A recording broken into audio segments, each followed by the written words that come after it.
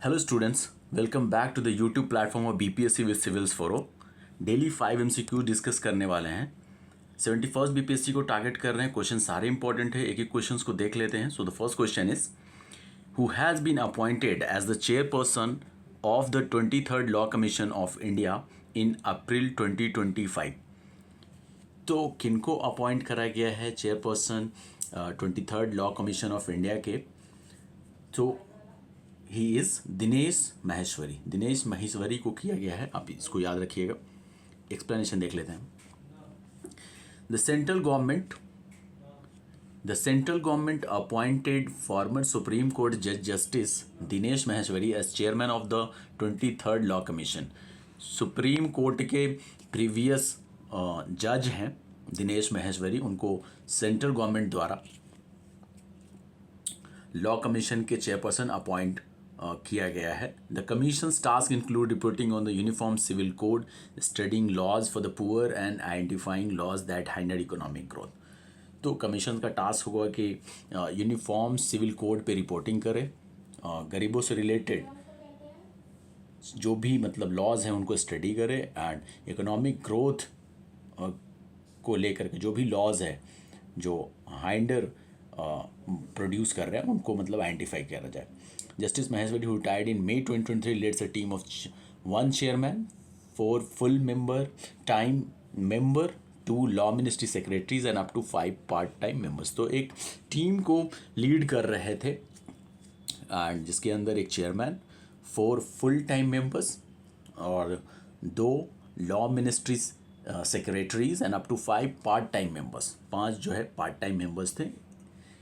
इस कंपोजिशन की एक टीम को लीड कर रहे थे. Okay, see next question is के yellow sea which was seen in the news is a marginal sea of which ocean. So it's pacific ocean का मार्जिनल सी है, आप इसको याद रखिएगा. See the explanation. China is increasing its activities in the Yellow Sea following actions in South China Sea. The Yellow Sea, known as Huang Hai in China, is bordered by China, North Korea and South Korea. Okay, so Yellow Sea का जो name है China के अंदर, so that is Huang high.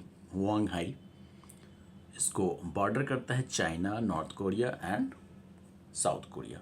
This shallow sea covering 4 lakh square kilometres gets its yellow colour from sand from Gobi desert. So इसका area है 4 lakh square kilometres, आप याद रखिएगा, and its colour is yellow because of like sand from the Gobi desert. Gobi desert से sand के कारण इसका colour yellow हो गया है. सी the next question is which state government has launched the Mukhiya Sevak Samvad scheme to directly communicate with beneficiaries of government schemes. Okay, so कौन से state government ने इस मुखिया सेवक संवाद स्कीम को लॉन्च किया है ताकि जो बेनिफिशियरीज हैं गवर्नमेंट स्कीम्स के उनके साथ डायरेक्टली बात हो सके. सो ये उत्तराखंड के स्टेट गवर्नमेंट ने किया, उत्तराखंड गवर्नमेंट ने किया, आप इसको याद रखिएगा. See the explanation. Uttarakhand CM Pushkar Singh Dhami launched the Mukhya Sevak Samvad scheme. Okay, the scheme allows direct communication with beneficiaries of government programs. Okay, तो आप डायरेक्ट बात कर सकते हैं. It aims to assess their experience and evaluate the success of these schemes. Okay, तो कितना success हुआ और जो भी असेसमेंट है सबको मतलब ऐसा उद्देश्य है कि ये सारे होंगे उनके अंदर.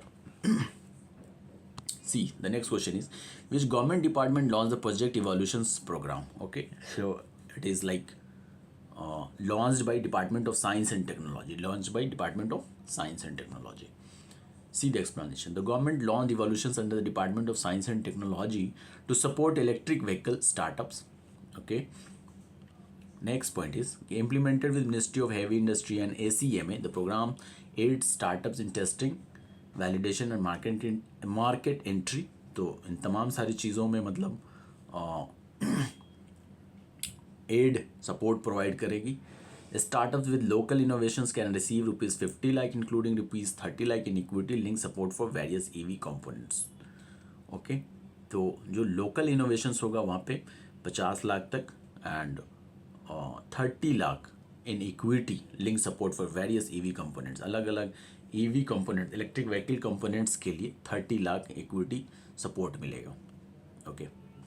See the last question. Vizhinjam international sea port is located in which state. कौन से स्टेट में ये सी पोर्ट लोकेटेड है? So that is in Kerala only. Kerala याद रखिएगा, केरला. See the explanation.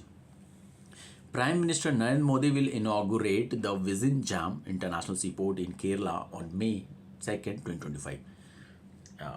प्रधानमंत्री जी इस सी पोर्ट का इनाग्रेशन करेंगे May 2 को 2025 के अंदर. This is India semi automated deep water container transshipment port developed through a public private partnership with the Kerala government, central government and Adani port.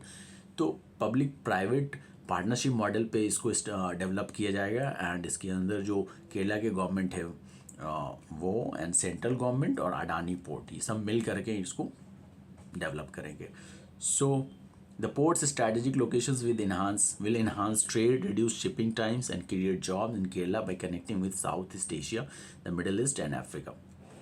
जो स्ट्रेटेजिक लोकेशन है इस पोर्ट का, उसके कारण ट्रेड के अंदर इन्हांसमेंट होगा, शिपिंग टाइम्स के अंदर रिडक्शन होगा एंड जॉब क्रिएशन होगा by connecting Kerala with South East Asia, Middle East and Africa. तो केरला की कनेक्टिविटी जब इनके साथ बढ़ेगी South East Asia, Middle East और अफ्रीका के साथ, तो जॉब का क्रिएशन होगा.